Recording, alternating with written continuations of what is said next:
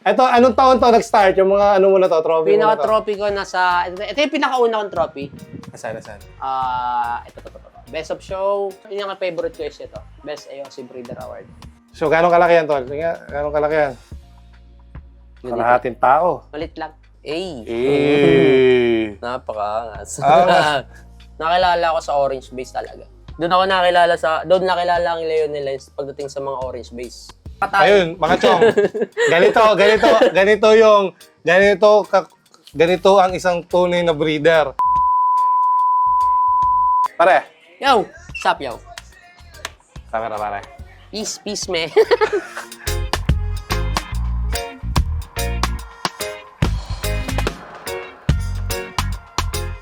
So, ako nga pala si Paul Nimrod Cruz. Ako yung may-ari ng Leonel Lines. Tara, tignan natin to. Ito nga pala yung nanalo nung nakaraan. Ano to sa under marking iridescent. So, yan. Tapos na-breed ko na yan. Na-breed na yan yung isda na yan. Na-breed mo. Na-breed na yan. Ay, may mga fry na siya doon. Tapos ito pa yung mga iba nating pang-out. Pang-out na itong iba. Sa totoo lang, mga puro pang-out na itong mga nandito. So, pambenta na natin yan. Oo, mga junior. Diyan ako titingin mamaya. Pwede. May mga junior na pwede nating ma-groom, na pwedeng ilaro. Or May mga show nating... potential dyan, ano? Meron naman. Meron na, yun, sakto. Ito yung mga bago natin na-develop. Binibreed ngayon. Ito naman. Sige. Yung mga half moon yan, mga half moons natin na binibreed. Tapos meron tayo ibang lines na binibreed para naman di nakakasawa, di ba? So, breed tayo ng mga half moons. May mga fry na rin yan. Yan, nagawa tayo ng bagong lines ng FCCP.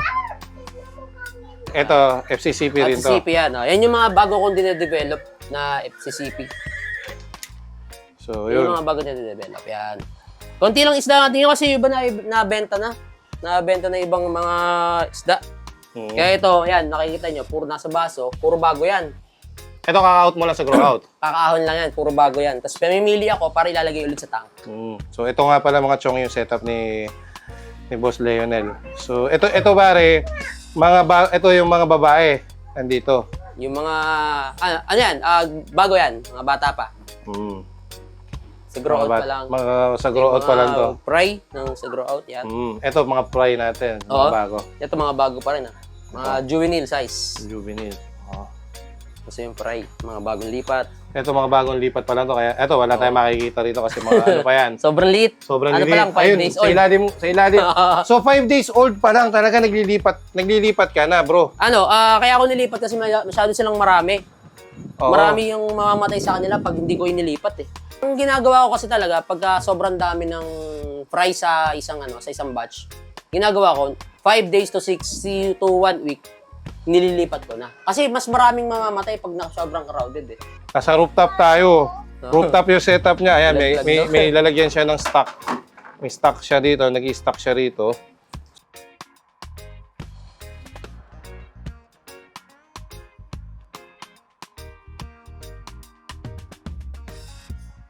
Nakakatuwa to. Hanga ako na biruin mo.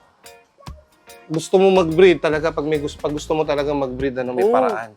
Kasi ito, napakainit sa pwesto mo pero nagawan mo ng paraan. Kaya, bubong, tapos simpleng dapat may ano pa rin, may pasok pa rin ng hangin. Kasi pag sinaraduhan mo lahat nito, yung init nakakulob lang sa ano. Pag walang hangin, nakukulob. Ano sila? Prone sila sa mga kalamp. Nagkaklamp lagi sila pag ano. So, ito tol, yung pwesto mo na to, ito talaga dito mo pinipwesto yung mga pambenta. Yan. Ito na, pag may bumibili, pag yung bibili, pupunta rito sa bahay, Dyan na lang. dito talaga diretso sila. So, ayan. Iba, wala nang bakante na. Oo nga, yan. Nakita ko nga, ito mukhang may pumakyaw sa'yo nung nakaraan dito eh. So, dito, Chong, kasi sa bahay, pare, ang ginawa kong setup, pare, puro ganito rin, puro 1.5. 1.5 to 2 liters. 1.5. 1.5. So, okay siya pag yung galing sa jarring dito muna or eto, nakita mo to, Pidel. Ito yung mga, dito nagsisimula yung jarring mo. Ilang buwan pag yung galing sa grow out? Pag yung nag-jarring? Kasi, kadalasan sa akin pag galing ako sa grow out, mga 1.5, or titignan ko rin naman kahit wala pang 1.5 minsan kasi may mga alpha. May mga alpha. Yun yung mga nambubugbog, nangaaway. Kuha kagad yun. Kuha na kagad yun. So, bago natin. Mga bagong labas natin. Yung mga kapatid niyan, mga bata pa lang, nabili na agad. Ito, may may-ari na rin agad yan. Uy. Napakaangas. Angas. Nakilala ko sa orange base talaga. Doon nakilala ang Leonelens pagdating sa mga orange base. Ang combination naman to is red cross ng orange base. Yan yung lumabas. Tapos yung the rest, nabenta ko na rin.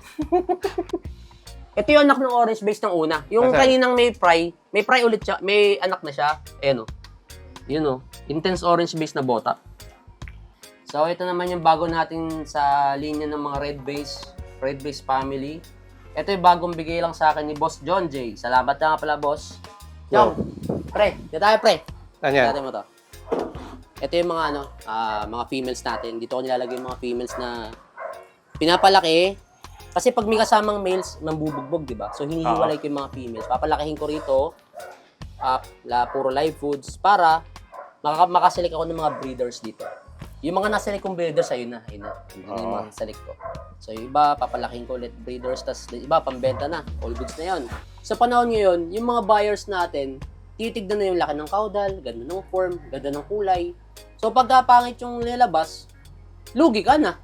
Talo na agad yung mo, isang batch mo. Isang batch. Sayang kasi isang batch, malaking bagay na rin yun eh. Sa isang batch na ganito, pare, ilan yung nabubuhay mo pag nag-breed ka? Sa isang batch, 100 Konti. konti. So, hindi ka nag-jar ng, ng mga females mo? Hindi ko basta jar kasi, alam mo yun, masyadong taco space. Oo. Taco space yung mga, yung mga Females. Kaya, pwede man silang pagsamasamahin, tanggalin mo lang yung males para hindi sila mag-away-away. Anong taong ka ulit? 2016? 2016 ka nag-start? 2016 ako nag-start. 2016. 8 years. So, sa 8 years na yun, Tol, gano'ng kahirap yung pinagdaanan mo para mabuo yung linya mo? Matagal. Kasi, Yung unang-una, gano'ng katagal yung inabot mo? ups and down. Nasa 2 to 3 years. Talagang gano'ng katagal ang Ups and down pagde-develop? kasi yung nangyari. Trial and error talaga. Oo. Kasi ang mangyayari sa'yo, magbe-breed ka.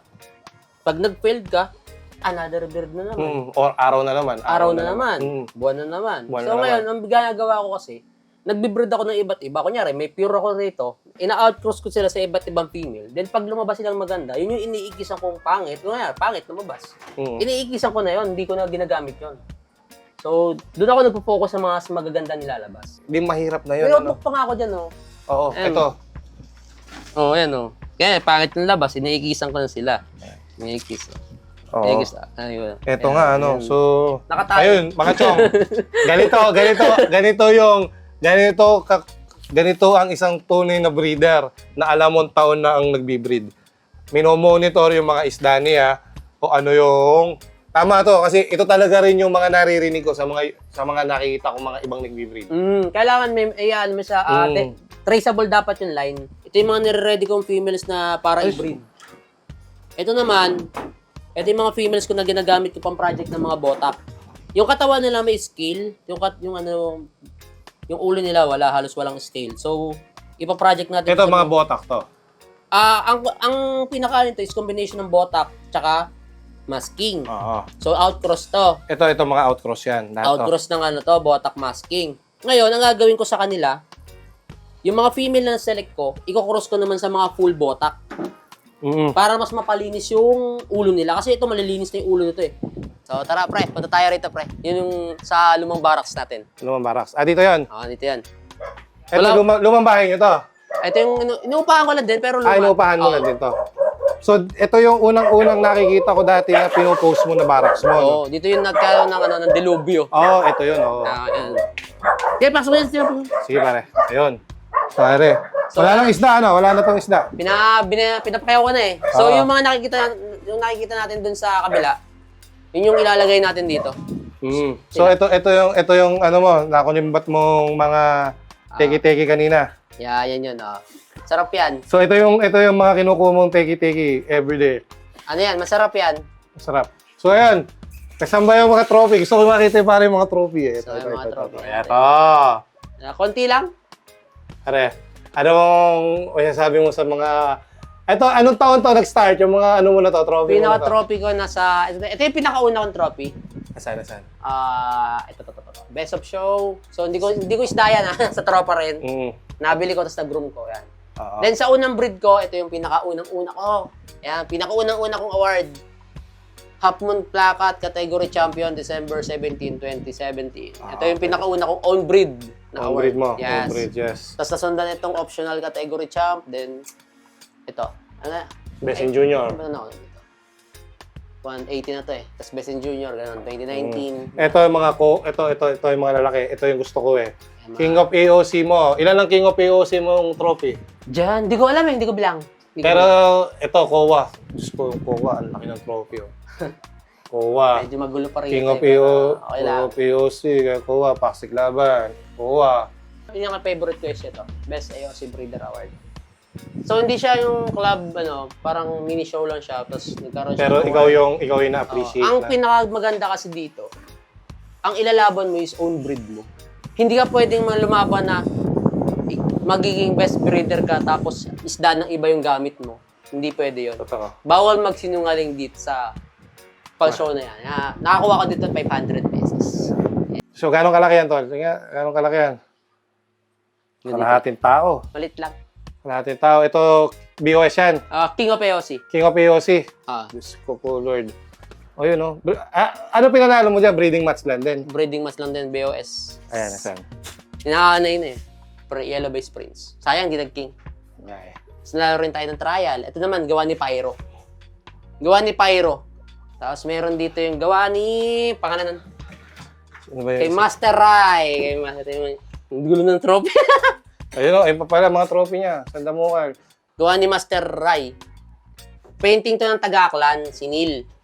Bigay sa akin to ng 2019. Yan. Regalo sa'yo. Fan mo. Fan mo sa isa sa mga suki mo before. Mga tropa natin yan. Tapos yung kapatid niya, si Van, kumpare ko. Itong isa, yun din. Gawa rin yan. Ako, ano? Gawa rin January, tapos ito, May. yan. Gawa rin yan. Mga gawa sa amin isa yan. Nangya ka, napagod ako sa iyo, Tol. Dami kong nakita na mga isda. So, Tol, sa tagal na nating nagkwentuhan ngayong araw, meron ako isang nakalimutang itanong sa'yo. Sa lagi kong mga tinatanong sa mga mga nakikilala ko breeder, yung pangalan ng line nila. Saan ba nagsimula yung pangalan ng line mo, Leonel? Yung Leonel Line, alam mo yung truck ng basura? Saan yun? Doon yung nag-start. Yung mga waste collectors ng ng Maynila. Okay. Yung Leonel Oo. servicing garbage collector. Oo. Doon siya nag-start. Doon mo lang siya nakuha, yung idea, yung pangalan ng idea na yun. Actually yung nangyari yon dahil doon sa tropa ko rin. Sabi niya, wala pala pre, Leonel pala isda mo. So naisip ko na, kung pwede kong sabihin Leonel Lines kasi wala naman akong ibang line ng isda. Oo. Kasi nagsimula yan, unang-una yan, meron akong kaibigan. So hindi lahat ng kaibigan mabait eh. Edi ito nga. Bumili sa akin ng isda. Nung time na yun, nagsisimula pa lang din ako way back 2016 to 2017. So, siyempre, pag nagsisimula ka, aasahan mo, maganda agad. Nung time na yun, wala pa yung pwedeng pagtanong na paano ba i-develop yung ganito. Hindi ka makapagtanong kasi nung time na yun, konti pa lang yung may knowledge para sa pagde-develop. Di ba? So, bumili sa akin. Ang binili sa akin is female na bicolor. Worth lang yan, 50 pesos. Oo. Tapos nung nabili niya sa akin 50 pesos, sinabihan niya na basura raw yung isda ko. Oo. Basura. So ngayon, sabi basura. Siyempre, para sa akin, masakit sa kalooban ko yun kasi breed ko yun eh. Pinaghirapan ko yun eh. Totoo yun. Tapos, nagkakwentuhan kami ng magtutropa. Wala pala pre, Leonel pala isda mo eh. So ginawa ko, pinandigan ko yung salitang Leonel. Okay, so binagsagan ka ng mga kaibigan mo, Leonel pala isda mo kasi pag sinabi mo Leonel, basura. Oo, basura. Kasi nagko-kolekta ng basura yon. So, yun yung pangalan ng company, Leonel. Doon mo na sinunod. Ginawa ko, yung Leonel Lines. Kaya ang nangyari, basura daw kasi isda ko. Kaya ginawa ko, Leonel's lang yung pangalan ng isda ko. Bilang isang matagal ng beta breeder, beta champion, etc. Nasa yun eh. Pagdating sa beta, kumbaga, isa ka sa mga master. Kasi napalinya. Newbie. So, ayun. Ano yung mga tips or basta kung ano yung mga may papayo mo sa mga bagong mga nagbebenta ngayon? Sa atin naman, payo lang natin sa mga bago. Sagaan lang. Kasi ups and downs ang beta industry natin. Tumataas ang price, mababa yung price. Kaya tsatsagayin mo lang. Hindi yung nag-breed ka, bumaba yung isda mo, sasama loob mo. Kasi may mga time talaga na gano'n. Kasi, ano yan supply and demand yan. Kaya pag maraming supply ng ganitong isda, asahan mo, mababa yun. Totoo yan. Totoo Kahit yan, kahit sabi mong quality, mababa yun. Totoo yan. Totoo yan. So, sa mga naman show, ano lang, iwasan natin yung toxic. Kasi tapos na tayo. Ano ulit sa mga mag-show? Iwasan natin yung mga puro toxic. Kumbaga, pag natalo ka, tanggapin mo na.